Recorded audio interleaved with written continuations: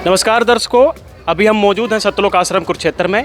जैसा कि आप लगातार हमारी कवरेज देख रहे थे तैयारियों की, सभी सतलोक आश्रम हिंदुस्तान में जहाँ भी हैं वहाँ पर संत रामपाल जी महाराज जी का बोध दिवस और कबीर परमेश्वर जी का निर्माण दिवस मनाया जा रहा है। यहाँ पर मैंने कबीर परमेश्वर कहा है क्योंकि संत रामपाल जी के जो शिष्य हैं वो कबीर दास को दास ना कहकर कबीर परमेश्वर कहते हैं। खैर अब विस्तार से जानेंगे, लेकिन सतलोक आश्रम में रात्रि का समय है, लगभग 10:30 बज चुके हैं और इस समय जो एक नज़ारा है सतलोक आश्रम के प्रदर्शनी का, उस प्रदर्शनी का भव्य नज़ारा हम आपको दिखाने जा रहे हैं। हमारे साथ मौजूद हैं सतलोक आश्रम के सेवादार, तो ज़रा इनके विषय में जान लेते हैं और ये सेवादार हमको प्रदर्शनी के अंदर लेकर चलेंगे और विस्तार से समझाएंगे। तो दर्शकों हमारे साथ बने रहिएगा और पूरी कवरेज आपको दिखाएंगे इस भव्य प्रदर्शनी की और प्रदर्शनी का सुंदर नज़ारे की। सर नमस्कार।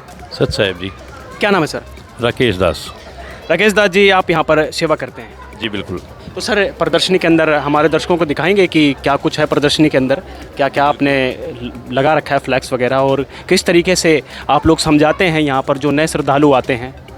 जी सबसे पहले तो मैं आपको ये बता दूं, ये जो प्रदर्शनी लगाई गई है ये हर बार लगाई जाती है, लेकिन इस बार प्रदर्शनी में कुछ विशेष है। इस बार जो ये समागम है 4 दिन का खुला समागम है, ये संत रामपाल जी महाराज जी के बोध दिवस और परमेश्वर कबीर साहब के निर्वाण दिवस के उपलक्ष्य में लगाया गया है। इसके अंदर विस्तारपूर्वक जानने के लिए मेरे को आपको इसके अंदर ले जाना पड़ेगा, क्योंकि अंदर इस तरह से विस्तारपूर्वक बताया गया है। अंदर फ्लैक्स बने हुए हैं, सारे 3D में आप बनाया गया सिस्टम, उसको जैसे जैसे हम देखेंगे आपको साथ के साथ वो समझ आता रहेगा। तो चले सर अंदर। जी बिल्कुल। जी, जैसा कि कैमरामैन से कहूँगा ऊपर दिखाएं, आध्यात्मिक ज्ञान की प्रदर्शनी सतलोक आश्रम कुरुक्षेत्र, ये एंट्री गेट है। सर किधर से एंट्री है? जी इधर से एंट्री है। तो देखिए किस तरीके से लोग खड़े हैं यहाँ पर और ये फ्लैक्स लगे हुए हैं, बोध दिवस, संत रामपाल जी के मुख्य उद्देश्य। और यहाँ पर जो ये पेड़, ये सर पेड़ क्या है? ये उल्टा पेड़ लगाया गया है? ये उल्टा पेड़ नहीं है, ये एक्चुअली गीता जी का, देखो इसमें लिखा भी हुआ है, गीता अध्याय नंबर 15 का श्लोक नंबर 1 से 4 और 16-17 की इसमें डिटेल दी गई है। इसमें ये बताया है कि भक्ति करने की एक्चुअली में विधि क्या है। जैसे आज तक जितना भी संसार है वो भक्ति विधि करता है, वो शास्त्र के अनुकूल नहीं, विरुद्ध करता है। इसके अंदर समझाया गया कि परमेश्वर कबीर जो है जड़ है, अक्षर पुरुष जो बीच में परब्रह्म है, तना है, और क्षर पुरुष यानी कि ब्रह्म है। उसके बाद देखो आप नीचे देखो कि 3 शाखाएं दिखाई गई हैं जो कि ब्रह्मा विष्णु महेश का प्रतिरूप हैं, और उसके बाद जो पत्ते हैं वो संसार है। यानी कि भक्ति करने की सही विधि ये है, और ये जो हम जो करते हैं लोग ये उल्टी विधि से करते हैं, उसकी फ्लैक्स बनाई गई है ये। जी ये फ्लैक्स बनाई गई है। तो सर अब आगे थोड़ा सा और चल लेते हैं। जैसे कि यहाँ पर नए श्रद्धालु आए हैं, बड़े दूर दूर से श्रद्धालु हैं। सर कहाँ से श्रद्धालु लोग आए हैं इस प्रदर्शनी में? इस प्रदर्शनी में झारखंड से, हिमाचल प्रदेश से, उत्तराखंड से और हरियाणा के 6 जिलों से, कुरुक्षेत्र, कैथल, करनाल, पंचकुला, यमुनानगर और करनाल, कैथल से। जी सर थोड़ा विस्तार से समझाइए। जैसा कि ये लोग देख रहे हैं, बड़े ध्यान से देख रहे हैं, यहाँ पर ये क्या है? काशी में क्रोध के नीचे गर्दन कटवाकर, इसका मतलब क्या है? क्या सिस्टम था उस टाइम जब कबीर साहब थे? क्या ये घटना घटी थी उस टाइम? जी हाँ बिल्कुल, ये घटना घटी थी। ये जो आप इसमें पढ़ पा रहे हैं, काशी में क्रोध के नीचे गर्दन कटवाकर स्वर्ग जाने के लिए पंडों को धन देते श्रद्धालु, पंडों ने धन के लालच में श्रद्धालुओं को पेइंग गेस्ट की तरह अपने घरों में रखना शुरू कर दिया था। एक्चुअली था क्या, जैसे लोग मानते थे कि अगर ऐसे करके हम अपना गर्दन कटवाएंगे तो पंडों ने ऐसा भ्रमजाल फैला रखा था कि गर्दन कटवाएंगे तो हम सीधा स्वर्ग में जाएंगे। तो पंडों ने लालच में लोगों को अपने घर में रखना शुरू कर दिया था। लोग उन्होंने अपने बुजुर्गों को अपने घर में रखवाते थे और उनको पैसे दिया करते थे। जी। और लेकिन भीड़ बहुत बढ़ जाने की वजह से पंडों ने उन्हें काट कर मारना शुरू कर दिया था, ताकि उनको बुजुर्गों को ये लगता था कि हम स्वर्ग में जाएंगे। यानी कि ये जो पंडे हैं, यानी कि जो नकली ब्राह्मण कहें, जो अपने स्वार्थ के लिए ये सारा काम करते थे, जैसे कि काशी में तथाकथित ब्राह्मण भोले श्रद्धालुओं को स्वर्ग भेजने के नाम पर काशी में क्रोध लगाने का षड्यंत्र रचते थे। तो यहाँ पर 3D ये बहुत ही अच्छी तरीके से आप लोगों ने लगाया है सर। ठीक है आगे चलते हैं राकेश जी। ये क्या, अच्छा ये क्रोध है यहाँ पर, ये दर्शाया गया है। थोड़ा साइड में हटेंगे सर? जी कैमरामैन से कहूँगा थोड़ा जूम करके दिखाएं। सर बताइए इसके विषय में क्या है? ये जो खड़े हैं और ये पीछे जो 2 लोग खड़े हैं, ये क्या है मतलब? एक्चुअली इसके बारे में ये बताया जाता था, ये क्रोध जो है भगवान की तरफ से आता है जी। और जो भोले वाले श्रद्धालु होते थे वो इसके नीचे अपना सिर कटवा देते थे। उनको लगता था कि इस तरह से अगर हमारी मृत्यु होगी तो हम सीधा स्वर्ग में जाएंगे। और जो क्रोध चलाने वाला था तो साइड में छुप के बैठा था, किसी को नज़र भी नहीं आता था वो। यानी कि सिर्फ पैसा कमाने के लिए, लोगों को धोखा देने के लिए ये क्रोध बनाया गया था उस वक्त। सर वाकई में कहीं ना कहीं स्वर्ग जाने की सबको चाह होती है कि हम स्वर्ग जाएं, और आज से लगभग 100 साल, 200 साल, 300 साल, 400 साल पहले बहुत अच्छे इंसान होते थे। तो उस समय वाकई में एक होड़ मची थी स्वर्ग जाने की, शायद इसीलिए ये लगाया गया है जैसा कि 3D में आप लोगों ने दर्शाया है। लेकिन सर जो कबीर जी थे उन्होंने इस पाखंडवाद का कैसे अंत किया सर, इसके विषय में बताइए आप। कबीर जी ने पाखंडवाद का अंत ऐसे किया कि उन्होंने खाली पंडों को नहीं, मुल्ले मौलवियों को भी उन्होंने डांट लगाते हुए बोला है कि ये जो भक्ति विधि करवाते हैं शास्त्र विरुद्ध कराते हैं। ना ही तो मौलवी कुरान के अनुसार भक्ति करवाता है और ना ही पंडित गीता जी के अनुसार भक्ति करवाते हैं। इनको सिर्फ पैसे से मतलब है, भक्ति की विधि कोई भी इनको पता ही नहीं है कि भक्ति विधि करते कैसे हैं। सर जैसे कि ये कबीर दास जी बैठे हैं या कहें कबीर परमेश्वर जी, और ये देखिए सेल्फी भी ले रहे हैं लोग, बड़े दूर दराज से लोग आए हैं, इनसे भी पूछ लेते हैं। माता जी कहाँ से आई हो आप? मैं उत्तराखंड देहरादून से। पहाड़ों में कहा जाता है देवों की नगरी कही जाती है, जो पहाड़ होते हैं, और देवों की नगरी छोड़कर आप यहाँ पर आई हैं सतलोक आश्रम कुरुक्षेत्र में, क्यों आई हैं? देवों की नगरी में हमें ऐसे परमात्मा मिले ही नहीं जो हमें यहाँ के मिले, तो इसलिए हम अपने परमात्मा का उत्सव मनाने के लिए, खुशी में शामिल होने के लिए यहाँ आए हैं, सेवा के लिए। अच्छा, ये जो आप देख रहे हैं प्रदर्शनी, कैसा अनुभव हो रहा है आपको? बहुत ही अच्छा अनुभव होता है कि जो परमात्मा खुद इतने कठिन से गुजर कर हमें इतना अच्छा ज्ञान दे रहे हैं और तब भी दुनिया समझ नहीं रही, तो ये भी मुसीबत ही है लोगों के लिए। कि किस तरीके से कबीर साहब जी कुछ समझा रहे हैं और कुछ तथाकथित पंडित हैं, यानी कहें कि जो धर्म की आड़ पर पैसे लूटते थे जनता से, वो किस तरीके से उंगली उठाकर कबीर साहब को धमका रहे हैं, और ये श्रद्धालु बैठे हुए हैं। देखिए किस तरीके से प्रदर्शनी सजाई गई है। वाकई में एक ऐसा लग रहा है कि वाकई में कबीर साहब के पास ही ये लोग खड़े हैं। हम भी ऐसा लग रहा है कबीर साहब के पास ही इंटरव्यू ले रहे हैं। आप कहाँ से आई बहन जी? झारखंड से। झारखंड से इतनी दूर? हरियाणा में परमात्मा के खोज में आए हैं। परमात्मा खोज में? झारखंड में नहीं मिले परमात्मा? नहीं मिले। यहाँ कर मिले। हाँ। तो कैसा लग रहा है इस प्रदर्शनी का नज़ारा देख? अच्छा लग रहा है। अच्छा लग रहा है। हाँ। आप कहाँ से हो? झारखंड से। आप भी झारखंड से हैं? जी, यानी कि आप सभी लोग झारखंड से हैं? झारखंड से हैं। हाँ। कौन सा डिस्ट्रिक्ट है? देवघर डिस्ट्रिक्ट। ठीक है। देखिए झारखंड से लोग आए हुए हैं और बड़े ध्यान से लोग देख रहे हैं। कुछ लोग फ़ोटो खींच रहे हैं, कुछ लोग डिस्कस कर रहे हैं, यहाँ पर बच्चे भी खड़े हैं। और आप कहाँ से हैं? हम करनाल से। अच्छा, करनाल से हैं। फ़ोटो ले रहे हैं, अच्छी लग रही है तो फ़ोटो में वगैरह, तभी आप फ़ोटो अपने फ़ोन में कैच करना चाहते हैं? सदा के लिए कैच कर रहा है, भी साल में एक बार आता है यहाँ पे। अच्छा, साल में एक बार आना होता है? नहीं, साल में कई बार होता है, लेकिन बीच बीच में आते रहते हैं हम। बीच बीच में आते हैं। राकेश जी ज़रा ये बताइए, ये क्या है? ब्राह्मणों द्वारा फैलाई गई अफवाह का भ्रम खंडन करने के लिए परमेश्वर कबीर जी काशी में मगर से अपनी लीलामय शरीर त्यागने के लिए जाते हुए, यानी कि लीलामय शरीर त्यागते हुए क्या मगर में कहते हैं आज भी मंदिर और मस्जिद बने हैं, लेकिन उसके विषय में थोड़ा बताइए कि वो क्यों बने हैं मंदिर मस्जिद, अलग अलग कैसे हैं, और लेकिन वहाँ पर कभी भी हम भी गए हैं वहाँ पर तो बड़े प्रेम से लोग रहते हैं। एक्चुअली है क्या, परमात्मा जो है चारों युगों में आते हैं। जैसे सतयुग में सतसुकृत के नाम से, त्रेता में मुनिंदर ऋषि जी के नाम से, द्वापर में करुणामय के नाम से, कलयुग में अपने ओरिजिनल नाम यानी कि कबीर जी के नाम से आते हैं। तो जब 600 वर्ष पहले परमात्मा कबीर जी के नाम से धरती पर आए थे, तो उन्होंने देखा कि मुस्लिम धर्म में, हिंदू धर्म में बहुत सारा पाखंड फैला हुआ था। तो उनका निवारण करने के लिए उन्होंने दोनों धर्मों के भक्तों की आंखें खोलने के लिए उन्होंने कई तरह की लीलाएँ की। 120 वर्ष तक जब उन्होंने लीला की, उसके बाद जब वो यहाँ से जा रहे थे सशरीर, तब उन्होंने ये लीला की थी। देखो इसमें लिखा हुआ है, ब्राह्मणों द्वारा फैलाई गई अफवाह का भ्रम खंडन करने के लिए परमेश्वर कबीर साहब जी काशी से मगर में अपना लीलामय शरीर त्यागने के लिए जाते हुए। एक्चुअली उस वक्त क्या भ्रम फैला रखा था पंडों ने और मौलवियों ने कि जो भी मगर में अपना शरीर त्यागेगा वो गधा बनेगा या नरक में जाएगा, और जो काशी में शरीर त्यागेगा वो स्वर्ग में जाएगा। तो परमात्मा ने कहा भी, परमात्मा ने मगर को चुना कि वहाँ से वो शरीर जाएंगे ताकि इस पाखंड का भी अंत किया जा सके। यानी पाखंडवाद का अंत करने के लिए कबीर जी ने ये निर्णय लिया कि आप लोग कहते हैं, जैसे उस समय पंडित जी कहते थे कि भाई जो काशी में मरेगा वो स्वर्ग जाएगा और जो मगर में मरेगा वो नरक जाएगा, तो वो ये सिद्ध करने के लिए कि देखो मैं कहाँ जा रहा हूँ, यानी कि पाखंडवाद का अंत करने के लिए मगर में ही शरीर त्यागने के लिए गए। जी बिल्कुल। तो सर इसके बारे में बताइए, बिजली खान पठान कौन थे ये जो प्रार्थना करते हुए? एक और परमात्मा ने अपनी समर्थता का उदाहरण देते हुए ये दिखाया कि बिजली खान पठान की प्रार्थना पर कबीर परमेश्वर ने भगवान शिव के श्राप से सूख चुकी आमी नदी को फिर से पानी से लबालब भर दिया। जो भगत थे परमात्मा के, उनको और विश्वास उनका दृढ़ करने के लिए एक नदी थी वहाँ पर मगर में, वो शिव भगवान त्रिलोकीनाथ भगवान शिव के श्राप से सूख चुकी थी। तो परमात्मा ने उसी वक्त उसमें जलधारा बहा दी ताकि भक्तों को विश्वास हो सके और परमात्मा के सामर्थ्य से वो परिचित हो चुके हैं।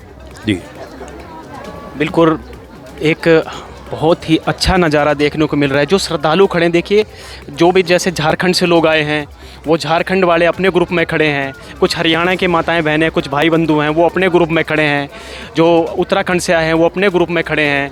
तो ये भव्य नज़ारा जो देखने को मिल रहा है यहाँ पर इस प्रदर्शनी में, वाकई में मुझे भी बड़ा आनंद आ रहा है राकेश जी।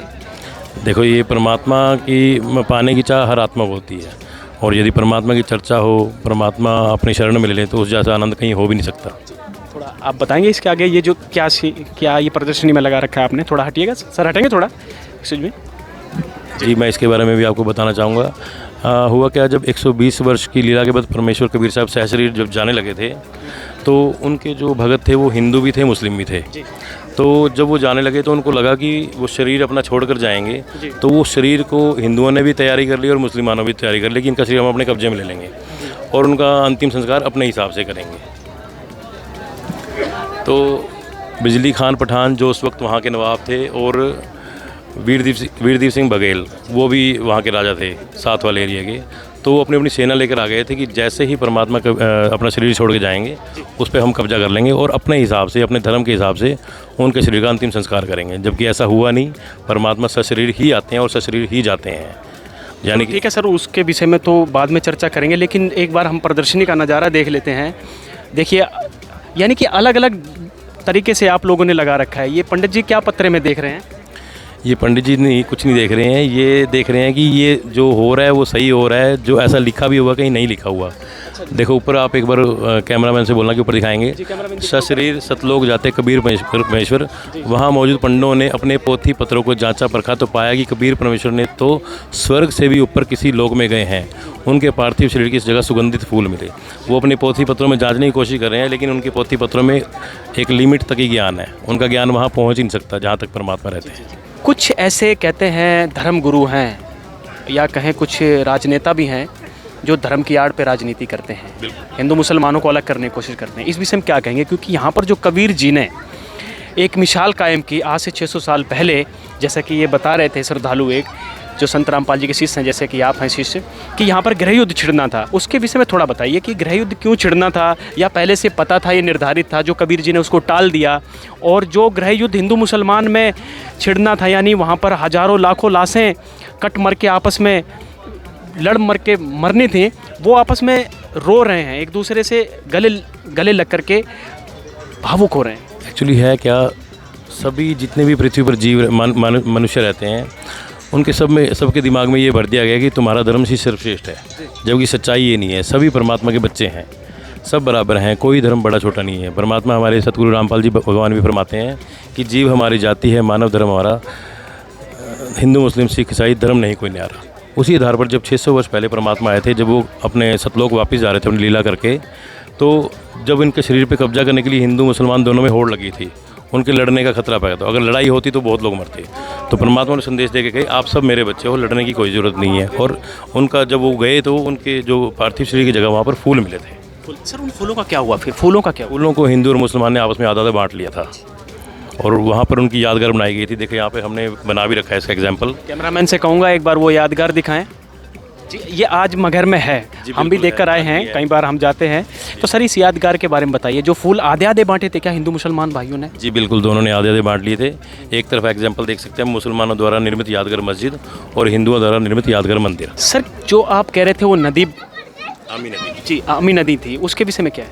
आमी नदी एक वक्त बहुत समय पहले भगवान शिव जी के श्राप से वो सूखी हुई थी, तो परमात्मा कबीर ने उसको दोबारा जीवंत कर दिया था। जी बिल्कुल, क्योंकि परमात्मा कबीर समर्थ हैं, वो कुछ भी कर सकते हैं।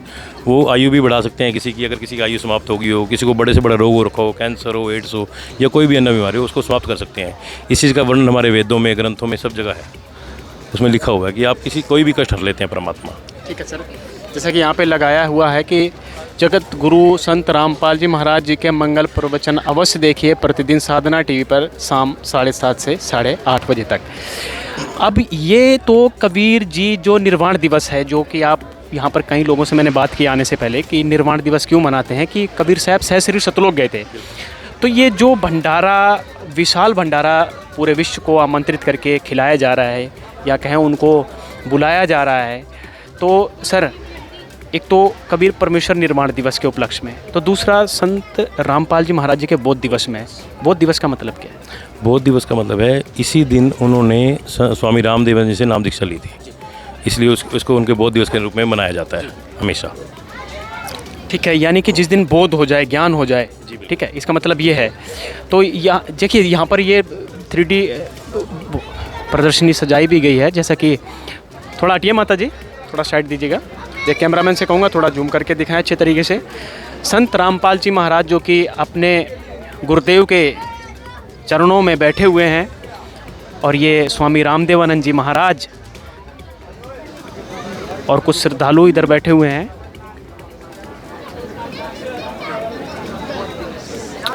भीड़ की अगर बात की जाए तो प्रदर्शनी में बहुत सारी भीड़ है, जगह जगह से लोग आए हुए हैं, और रात हो चुकी है, लेकिन प्रदर्शनी का एक सुंदर नज़ारा देखने के लिए, सेल्फी लेने के लिए आपस में फ्लैक्स के साथ और 3D के साथ फ़ोटो खींच रहे हैं सभी श्रद्धालु।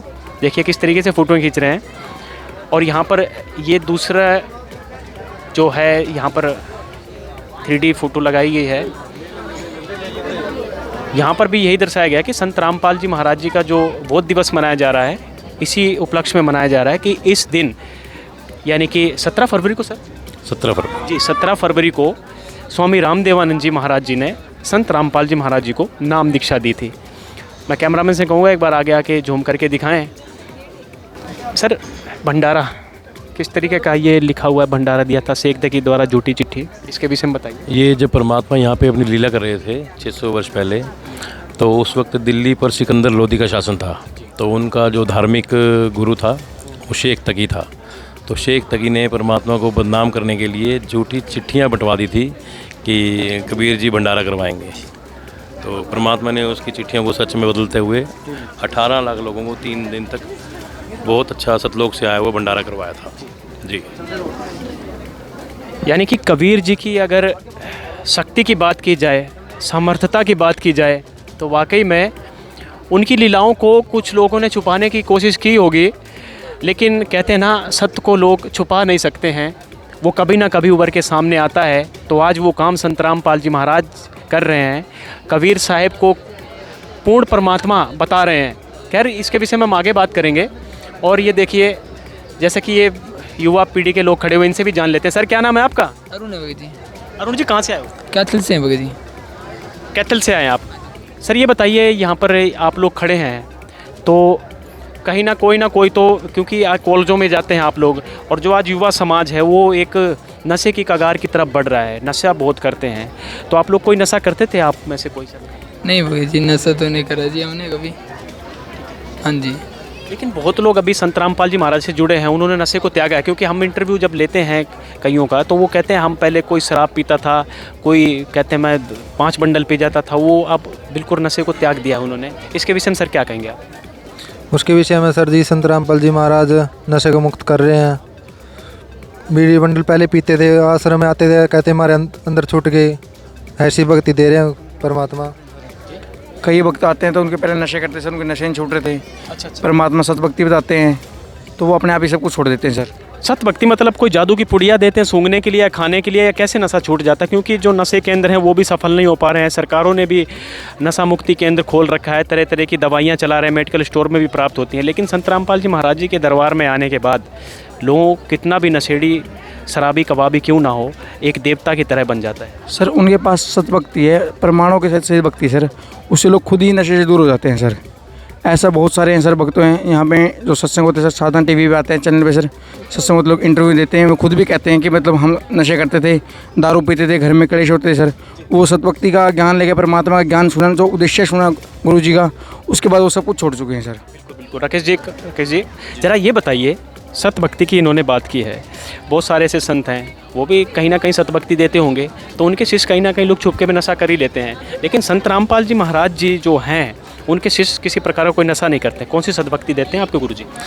दरअसल संत रामपाल जी महाराज जी के अलावा इस जगत में जितने भी गुरु हैं वो अपनी भक्ति को सतभक्ति बोलते तो हैं, पर उनको प्रमाण नहीं देते, कभी उनको प्रूव नहीं करते कि जैसे वो जो मंत्र देते हैं, नाम देते हैं, वो कौन से ग्रंथ से है, वेदों से है, गीता से है, कुरान से है, श्री गुरु ग्रंथ साहिब जी से या कहाँ से है, वो उसको कभी प्रूव नहीं कर पाते। तो हमारे गुरुजी जब मंत्र देते हैं तो वो शास्त्रों में दिखाते हैं कि ये वो मंत्र हैं शास्त्रानुकूल। इसकी यानी साथ आप कहना चाहते हैं कि शास्त्र के अनुसार भक्ति देते हैं, उससे ये सर्व काम सिद्ध होते हैं और सर्व नशे छूटते हैं। बिल्कुल, उसके अंदर जो मंत्र हैं गुरु जी दिखाते भी हैं, और फिर उसके बाद उसकी साधना करने से नशा भी छूटता है, बुराइयां छूटती हैं, घर में दिक्कतें ख़त्म हो जाती हैं।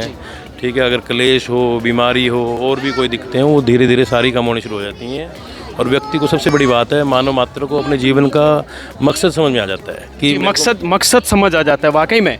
क्योंकि कहीं ना कहीं संत रामपाल जी महाराज जो नाम दीक्षा दे रहे हैं, सत्संग अपने मंगल प्रवचनों में सत्संग प्रवचन करते हैं, प्रतिदिन साधना चैनल में भी आता है संत रामपाल जी महाराज जी के मंगल प्रवचन 7:30 बजे, जैसा कि उसमें फ्लैक्स भी नीचे रखा हुआ था। तो उन सत्संग के माध्यम से और जो नाम दीक्षा मिलती है, उनके प्रभाव से कितना भी कोई नशेड़ी व्यक्ति क्यों ना हो, वो नशा त्याग देता है। जी, यहाँ पर बहुत सारी भीड़ है, बहुत महिलाएं भी हैं, पुरुष भी हैं, और लगातार प्रदर्शनी के जो हैं जो फोटोएं देख रहे हैं। यहाँ पर जो एक फ़ोटो लगाई गई, फ्लैक्स लगाया बड़ा, घर घर नगर नगर सत्संग व पाठ करते संत रामपाल जी, बड़ी पुरानी फ़ोटो है। यानी कि ये दर्शाया गया है कि संत रामपाल जी महाराज जिस समय ये शुरुआत की थी स्वामी राम देवानंद जी महाराज जी से नाम दीक्षा लेने के बाद, उस समय की ये फ़ोटो है किस तरीके से संघर्ष किया था। और संघर्ष करते करते शायद आज भी बड़ा संघर्ष करना पड़ रहा है संत रामपाल जी को, जैसा कि पूरा देश जानता है। और यहाँ पर देखिए, अच्छा ये गेरा बड़े सतलोक आश्रम है सर, इन्हीं सतलोक आश्रम में आज जो बोध दिवस मनाया जा रहा है, या कहें कबीर साहब का निर्वाण दिवस, जो दोनों शुभ समागम है उनको एक साथ करके मनाया जा रहा है, ये गेरा आश्रम है क्या? जी बिल्कुल, ये 11 आश्रमों की फ़ोटो और लिस्ट लगी हुई है, जिनमें से पंजाब, हरियाणा, राजस्थान, उत्तर प्रदेश, मध्य प्रदेश और नेपाल में सारे आश्रम हैं। 11 आश्रम हैं टोटल। यानी कि नेपाल समेत 11 आश्रम है हिंदुस्तान में मिला के। और ये देखिए गुरु प्रणाली दिखाई गई है, जगत गुरु संत रामपाल जी महाराज जी की गुरु प्रणाली। यानी कि कबीर साहब से आकर गरीबदास जी महाराज, सर कबीर साहब तो 600 साल पहले हुए थे, फिर ये गरीबदास जी महाराज तो अभी जस्ट हुए 200-250 साल पहले। ये मतलब समझ नहीं आया कैसे कबीर साहब से उन्होंने इतनी जल्द पुराना नाम लिया और फिर ऐसे गुरु प्रणाली चल गई। परमेश्वर की लीला है, परमेश्वर धरती पर कभी भी आ सकते हैं। वेदों में भी लिखा हुआ है कि परमेश्वर ने जब भी लीला करनी होती तो बिजली की गति से वो धरती पे आते हैं। तो उन्होंने अपना जो पंथ चलवाया था, बंदी छोड़ गरीबदास जी महाराज जी से चलवाया था। उसके बाद संत शीतलदास जी महाराज, संत ध्यानदास जी महाराज, संत रामदास जी महाराज, संत ब्रह्मानंद जी महाराज, संत जुक्तानंद जी, संत गंगेश्वरनंद जी, संत चिदानंद जी और संत रामदेवानंद जी महाराज। उसके बाद ये नाम परमात्मा स्वरूप हमारे सतगुरु संत रामपाल जी महाराज जी के पास पहुंचा था। वाकई में यानी कि कबीर साहब बिजली की तरह आके अपनी पुण्य आत्माओं को मिलते हैं। और बहुत ही सारी, ये देखिए संत रामपाल जी महाराज द्वारा किए गए समाज सुधार के कार्य एक बार हम आपको दिखाते हैं। कैमरामैन से कहूँगा थोड़ा फोकस करें। छत्तीसगढ़ 5 जोड़ों का हुआ अंतर्जातीय दहेज रहित विवाह। नीचे देखिए 62 वर्षीय अजुदी लोधी की देह परिजन ने बीएमसी को की दान।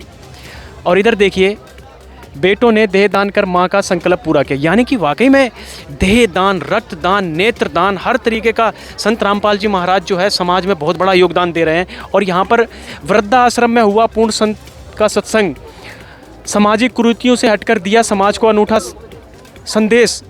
नशा मुक्ति केंद्र में देखिए, नशा मुक्ति केंद्र की इतनी देर से जो चर्चा चल रही थी, नशा मुक्ति केंद्र में हुआ सत्संग का आयोजन। यानी कि वाकई में संत रामपाल जी महाराज पूरे देश को सुधारना चाहते हैं, एक जिस तरीके से कहा जाए अच्छा मानव बनाना चाहते हैं। वो मानव बनाने के लिए समाज सुधार जो एक संत रामपाल जी महाराज कर रहे हैं, इस भारतवर्ष नहीं बल्कि पूरे विश्व में, वो वाकई में अपने आप एक बहुत बड़ी मिसाल है। और देखिए दहेज मुक्त शादियाँ, गुरुवाणी सुनकर 17 मिनट में सादगी से की शादी, 2 जोड़ों का आदर्श विवाह कराया गया। हजारों लाखों शादियाँ संत रामपाल जी महाराज जी के आश्रमों में, उनके नामदान केंद्रों में कराई जाती हैं, फ्री ऑफ कॉस्ट। ना दहेज लिया जाता है, ना दहेज दिया जाता है। इस समय हम प्रदर्शनी में मौजूद हैं। देखिए यहाँ पर भी कुछ श्रद्धालु बैठे हुए हैं और यहाँ पर सेवादार की ड्यूटी लगी है, वो समझा रहे हैं शास्त्रों को। और यहाँ पर फ्लैक्स वगैरह भी लगाए गए हैं। और इधर देखिए पवित्र वेदों में पूर्ण परमात्मा की जानकारी प्रमाण सहित यहाँ पर वो प्रमाण दिए हैं जो वहाँ पर पीछे सेवादार बता रहे थे, बहुत अच्छी तरीके से समझा रहे थे, वो प्रमाण यहाँ पर दिए गए हैं। और यहाँ पर कुछ माताएं बहनें बैठी हुई हैं, ये भी लोग भी वेद और गीता जी को लेकर बैठे हैं, एक दूसरे से चर्चा कर रहे हैं। जहाँ पर प्रदर्शनी के अंदर कुछ शास्त्र रखे गए हैं एक टेबल के ऊपर और सभी पवित्र धर्मों के पवित्र शास्त्र यहाँ पर मौजूद हैं। श्रद्धालु जन देख रहे हैं, अध्ययन कर रहे हैं, पढ़ रहे हैं, कुछ सेवादार खड़े हैं। आइए उनसे जान लेते हैं थोड़े उनके विचार और उनसे ये जानने की कोशिश करेंगे कि इन शास्त्रों में क्या दिखा रहे हैं। सर क्या नाम है आपका? जी मेरा नाम है खुशहाल सिंह मेहता। सर कहाँ से आए आप? जी मैं हल्द्वानी जिला नैनीताल उत्तराखंड से आया हूँ। यहाँ पर सेवा कर रहे हैं आप? जी जी, ये हमारा सौभाग्य है। बंदी छोड़ सतगुरु रामपाल जी महाराज के हम शिष्य हैं। हमारे गुरुदेव ने ये प्रदर्शनी लगाई है। ये प्रदर्शनी इसलिए लगाई है क्योंकि हम सारे विश्व जो हैं परमात्मा के कबीर साहब के बच्चे हैं और ये ज्ञान और इसके माध्यम से बहुत तरीके के माध्यम बनाए हैं परमात्मा ने। सोशल मीडिया बनाया है जिसे आपको पता होगा, फेसबुक, ट्विटर, इंस्टाग्राम, और इसमें तहलका मचा हुआ है परमात्मा के ज्ञान का। उसी का एक फर्दर वाला हिस्सा जो है यहाँ पर ये धर्म यज्ञ है। धर्म यज्ञ में भी आपको पूरा विश्व स्तर के जितने हमारे ग्रंथ हैं यानी वेद, पुराण, गीता, बाइबल, कुरान सारे यहाँ विद्यमान हैं। खुशहाल जी, जो आपने एक बताया कि पूर्ण परमात्मा की जानकारी दी जा रही है, पूर्ण परमात्मा कौन है? यानी या कहें कि who is God? Yes, God in form or formless? yes, he is just like just we are watching like a human being. He is in form of the human being. Just we are watching. So it has clearly mentioned in this Bible. Just show me the Bible. And in Bible it has clearly mentioned that on the sixth day, Lord Kabir, Almighty Kabir, has created as a human. As he is in form of the human, he is in form of human, and his name is Almighty Kabir. Is Kabir is God and father of every soul? Yes, exactly and certainly, because the Kabir Sahib is the father of every soul and creator of everything. Sir, can you prove Kabir is supreme God in these holy books? Yeah. Firstly, I would like to tell in that there are the 5 Vedas.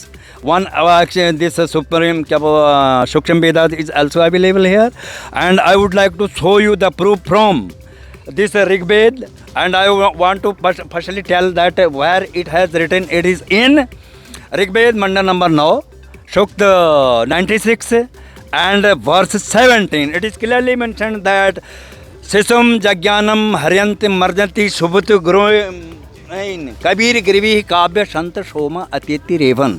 It means is in Hindi is that Hindi in Hindi वो जब परमात्मा आते हैं वो शिशु रूप में आते हैं और बाल्यावस्था से वो अपना इस आध्यात्मिक ज्ञान का प्रचार करते हैं और वो इस कबीर वाणी को और शब्दावली और दोहों में वो पूरा विस्तार से बताते हैं। और इसका परिणाम ये फर्दर जो प्रमाण है यजुर्वेद अध्याय 40 के मंत्र 8 में भी वह है, सप्रयागात शुक्रम अकायम अवर्णम ऐशनाबीरम कबीर मनसी स्वयंभू परिभू।